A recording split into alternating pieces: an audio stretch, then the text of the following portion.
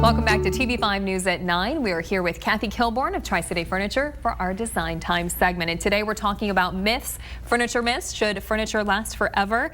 So things have changed a lot over the past few years, the construction-wise. So what is the main reason furniture quality has changed, over the last 40 years? Well, the main variable here is the imports. Imports have entered into this industry big time for a couple of reasons, mostly the cost of labor. But when they make it now, it's all made in pieces, flat packed, put in a box, put on a ship, and it's assembled in the United States, but doesn't really have the same type of construction. We're not seeing where these are solid frames and the same kind of spring construction that we had 40 years ago. So that really is the variable, and it has driven the price down, but it's also driven the quality down. Now, why do people think that furniture should last forever? Well, because of course your mother had a sofa for 30 years, 40 years, as long as you could remember. Grandma had it and it lasted and lasted, but remember, they purchased before the imports came. And I do remember all American manufacturing in the 60s and the 70s, and it was well built. The only way that they made everything with coil springs. So there's a lot of steel, a lot of wood. Today, if you get springs in it, you might get something like this. It's called a sag-free. It hooks on the front and the back, but you only get 4 or 5.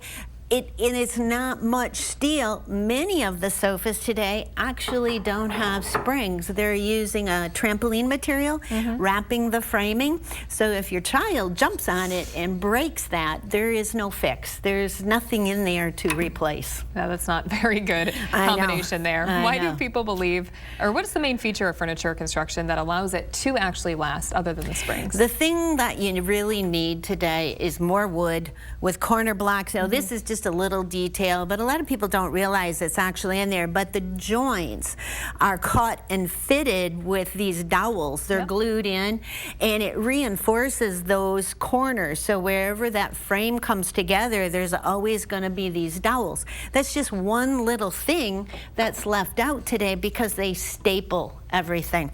So the spring unit is the most important, and again, the coil spring is probably the very best construction. If you looked into an old sofa, 40-year-old sofa, you're only going to see this kind of steel.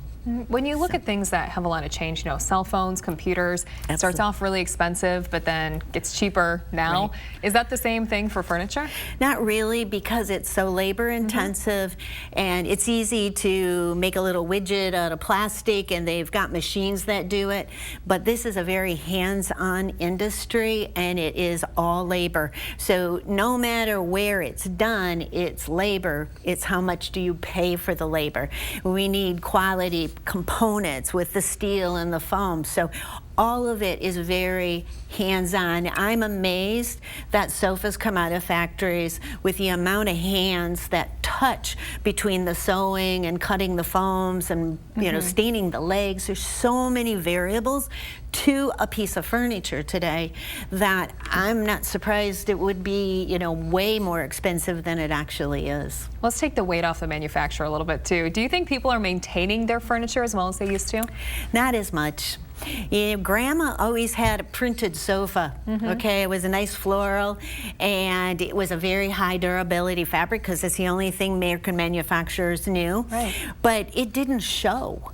And Grandma always had cleaning day. I remember going to Grandma's house and they cleaned every week. Today, if we see it, we might touch it up, but we just don't do what we used to do. We're not having that maintenance that we would do weekly, and cleaning the fabrics and cleaning our carpets. And so that's a lot of why I think product gets so soiled, and then when they clean it, it doesn't come back to new. Well, hopefully people are cleaning it, and now they know what to look out for, too, when they're buying the construction of their furniture. Yeah, one thing you can always do is pick up a corner of a sofa and see how heavy it is. You'll know how much is in there or isn't. All right, well, thank you so much, Kathy. You're Always welcome. such fantastic tips, and thank you for watching this edition of Design Time.